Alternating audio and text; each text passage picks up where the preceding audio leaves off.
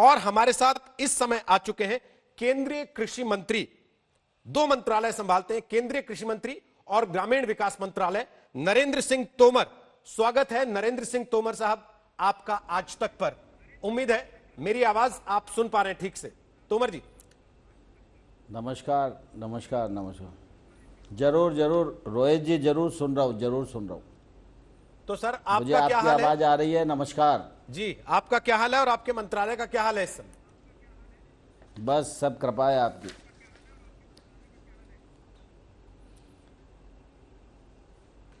Lockdown की इस प्रतिकूल अवस्था में भी कृषि का क्षेत्र और ग्रामीण भारत लगभग ठीक प्रकार से काम कर रहा है। यह हम सब लोगों के लिए निश्चित रूप से संतोष की बात है। सारे देश के ध्यान में यह बात है रोहित जी कि जब लॉकडाउन घोषित हुआ उस समय भी प्रधानमंत्री नरेंद्र मोदी जी की प्राथमिकता पर गांव गरीब किसान रहा, और उसी का परिणाम है कि जब संकट का काल था और लॉकडाउन घोषित हुआ और किसान की फसल खेत में खड़ी थी कटने के लिए, लेकिन सरकार ने कटाई के लिए किसान को, मजदूर को, हार्वेस्टर को अनुमति प्रदान की। और मुझे कहते हुए प्रसन्नता है कि अनेक प्रतिकूलताओं के बावजूद भी किसान पूरी ताकत से अपने दायित्व का निर्वहन किया। उसने दलहन, तिलहन, गेहूं, धान सारी कटाई के काम को पूरा किया। और फसल आने के बाद ग्रामीण क्षेत्र और कृषि में सबसे महत्वपूर्ण बात होती है कि उसकी फसल को वाजिब दाम पर बेचा जाए। यह परिस्थिति थी क्योंकि लॉकडाउन था और सारे लोग चिंतित थे कि खरीद कैसे होगी, लेकिन भारत सरकार ने नेफेड और एफसीआई को निर्देश दिए कि इस परिस्थिति में भी किसान का नुकसान नहीं होना चाहिए, और इन दोनों एजेंसियों ने राज्यों के साथ मिलकर प्रक्रिया शुरू की।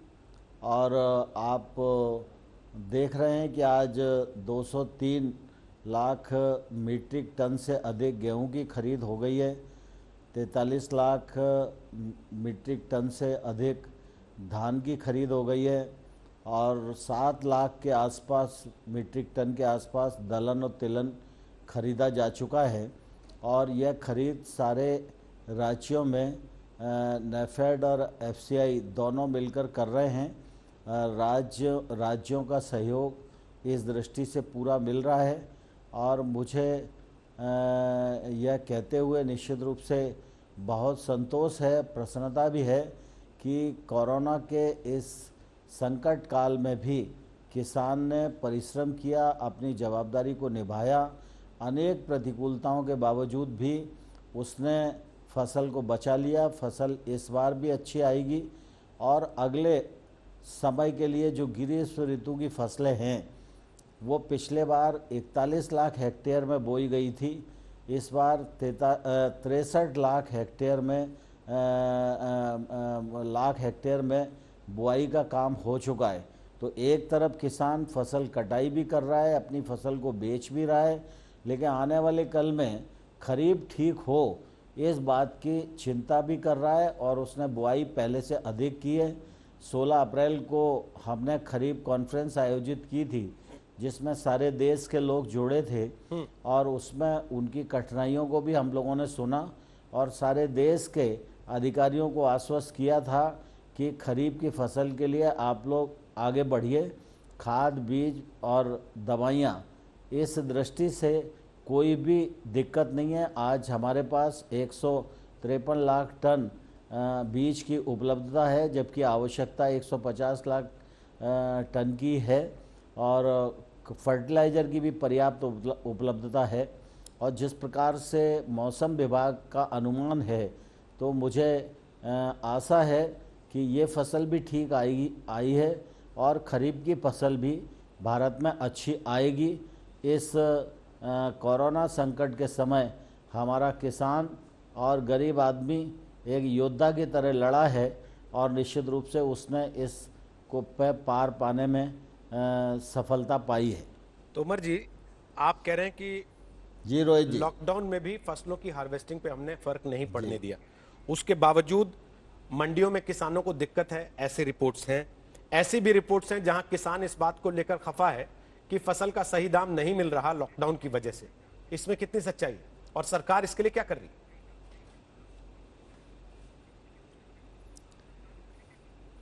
नहीं रोहित जी, मैंने ये नहीं कहा कि हमने फ़र्क नहीं पड़ने दिया फसल कटाई पर। मैंने यह कहा कि किसान ने योद्धा बनकर इस परिस्थिति में लड़ाई लड़ी और उसने सारी फसल को बचाने में सफलता प्राप्त की। जहाँ तक मंडी में या क्रय केंद्र पर खरीद का मामला है, तो थोड़ी बहुत असुविधा तो निश्चित रूप से इस परिस्थिति में होना स्वाभाविक है, लेकिन मैं आपके माध्यम से देश भर के किसानों को आश्वस्त करना चाहता हूं कि खरीद के लिए नेफेड और एफसीआई दोनों तैयार हैं। खरीद का काम चल रहा है। सोशल डिस्टेंसिंग बनाए रखने के लिए बाकी हेल्थ की एडवाइजरी का पालन करते हुए ये काम होना है। तो निश्चित रूप से इसकी गति थोड़ी सी पिछले बार से धीमी है, लेकिन अभी समय हमारे पास पर्याप्त है और ख़रीद भी जिस प्रकार से हो रही है, मैं समझता हूँ 50% से अधिक खरीद का जो लक्ष्य हमारा था वो पूरा हो गया है और आने वाले कल में भी किसान का एक एक दाना खरीदा जाएगा। यह मैं आपके माध्यम से किसान बंधुओं को आश्वस्त करना चाहता हूँ।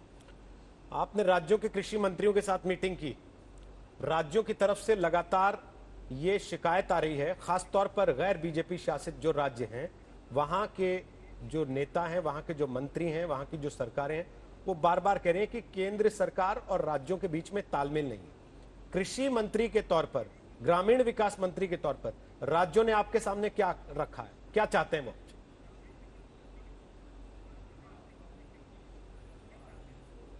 मैं समझता हूँ, मैं राज्य सरकारों के लगातार संपर्क में रहता हूँ।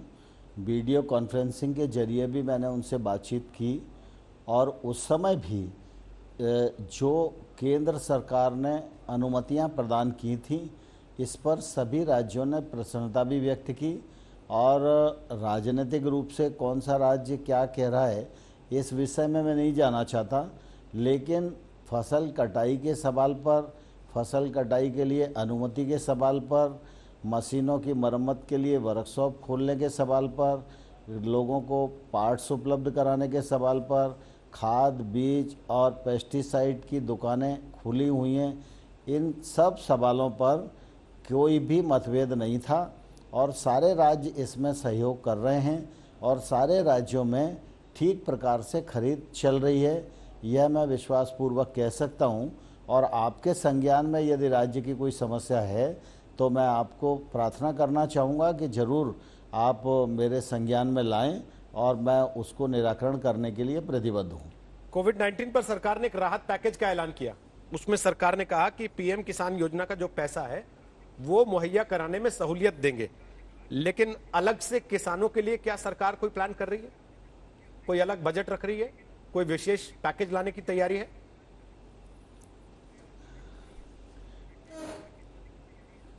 रोहित जी, पीएम किसान का आपने जिक्र किया तो मैं आपको यह बताना चाहता हूं कि इस योजना को प्रारंभ हुए लगभग 1 साल पूरा हो गया है और 1 साल के भीतर इस योजना के अंतर्गत 71,000 करोड़ रुपया 9 करोड़ 34 लाख किसानों को देने का काम हम लोगों ने किया है।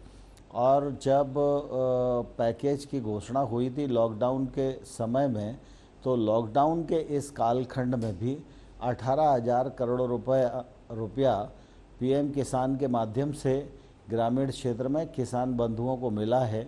और इसके अतिरिक्त भी अगर आप देखेंगे तो जितनी भी कृषि विभाग की योजनाएं हैं या ग्रामीण विकास मंत्रालय की योजनाएं हैं, इन योजनाओं के माध्यम से ग्रामीण भारत को चालना मिले, ग्रामीण भारत को ताकत मिले, इस दृष्टि से लॉकडाउन 2 में भी अनेक छूटें दी गई हैं।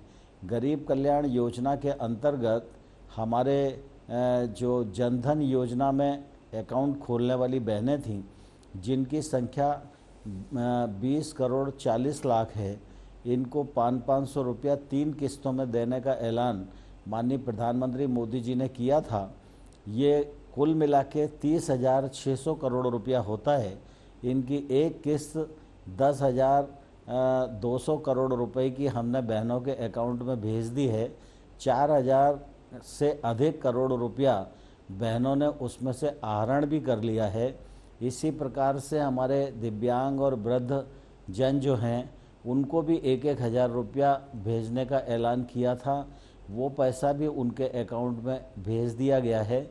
बाकी कृषि के क्षेत्र में जो योजनाएं हैं, उन योजनाओं के माध्यम से हमारी कोशिश है कि फसल में किसी भी प्रकार की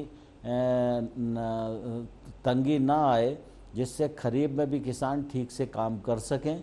गांव में जो लेबरर है उसके लिए मनरेगा को खोल दिया गया है। और मुझे कहते हुए प्रसन्नता है, लॉकडाउन के इस कालखंड में 33,000 करोड़ रुपए की स्वीकृति हमने राज्यों को प्रदान कर दी है और 21,000 करोड़ रुपया मनरेगा में काम करने के लिए मई जून में राज्यों को जारी कर दिया गया है। कल शाम तक 2 करोड़ लोगों को, श्रमिकों को जॉब ऑफर किया गया था। और 14 अप्रैल को जब बात चल रही थी तो 14 लाख लोग मनरेगा के अंतर्गत काम करने आ रहे थे।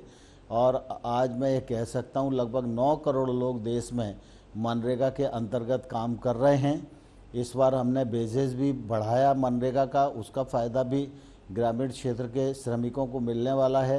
प्रधानमंत्री सड़क के काम को अनुमति प्रदान कर दी गई है। प्रधानमंत्री आवास योजना के हितग्राहियों को अनुमति प्रदान कर दी गई है। सेल्फ हेल्प ग्रुप हमारे जो 63 लाख हैं, वो 10 करोड़ से अधिक मास्क बनाकर इस कोरोना के संकट में देश में योगदान कर रहे हैं। उन्होंने सैनिटाइज़र भी बनाया है।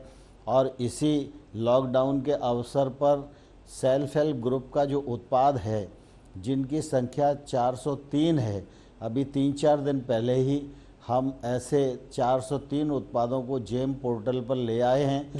जेम पोर्टल के माध्यम से भी स्व सहायता समूहों का उत्पाद खरीदा जाएगा। इससे भी निश्चित रूप से उनकी ताकत बढ़ेगी।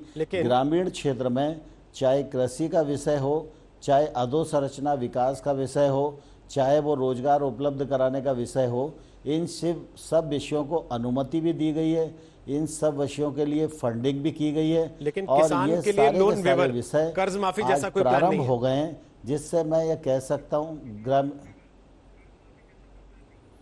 देखिए रोहित भाई, कुल मिला के इतिहास इस बात का साक्षी है कि पहले भी कई बार कई सरकारों के द्वारा कर्ज माफ़ी की गई।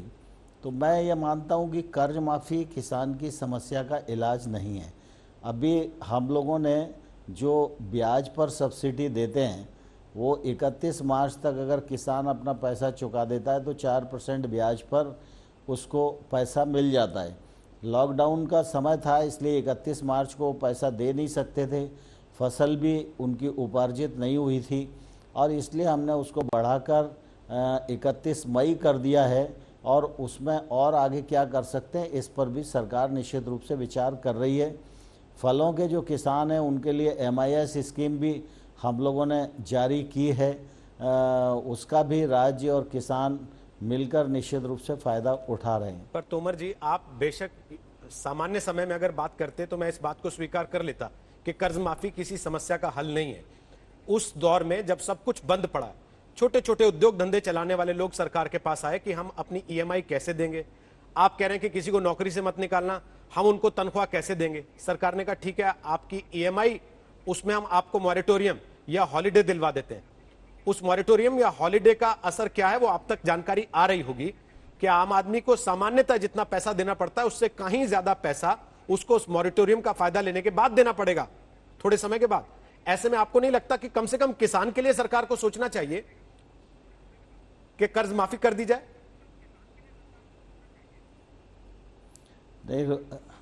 रोहित भाई, मैंने जो आपको निवेदन किया कि कर्ज माफ़ी समस्या का हल नहीं है। किसान ऐसी अवस्था में खड़ा हो सके और अपने को ठीक स्थिति में रख सके और उसकी फसल ठीक प्रकार से आने वाले कल में भी हो और आज भी उसे वाजिब दाम मिले और बैंक का जो सस्ता ब्याज पर ऋण लेने की योजना है उसमें भी उसको सहूलियत मिले, इन सब दृष्टियों से सरकार ने चिंता की है। आप सब जानते हैं कि जब फसल का उपार्जन हम लोग करते हैं कृषि उत्पाद का, तो ऐसी स्थिति में सरकार को कितनी सब्सिडी देना पड़ती है। 20 रुपए किलो का गेहूँ खरीदते हैं और हम 2 रुपए किलो में जनता को देते हैं। एक तौर से ये भी किसान के हित में ही निर्णय है। इस बार एमएसपी को हम लोगों ने स्वामीनाथन साहब की रिपोर्ट के अनुसार 1.5 गुना किया। उसका भी निश्चित रूप से बढ़ा हुआ पैसा सरकार को ही पेमेंट करना पड़ता है।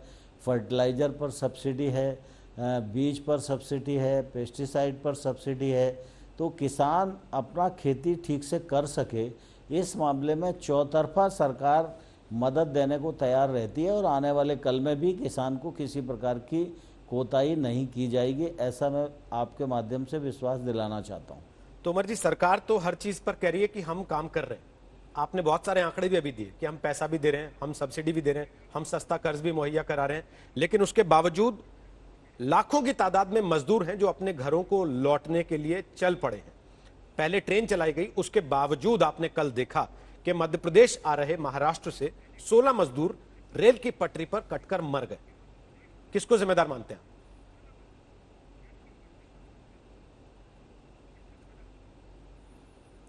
रोहित भाई, यह सही है, क्योंकि मैंने पहले ही कहा कि यह प्रतिकूल स्थिति है और इस प्रतिकूल स्थिति में जीने की आदत हम सब लोगों को डालने की ज़रूरत है। मुझे इस बात का बहुत दुख है कि मध्य प्रदेश के किसान जो पैदल चलकर आ रहे थे, उनका रेल से कटकर मृत्यु हो गई। मैं उनके प्रति बहुत अपनी संवेदनाएं व्यक्त करता हूं।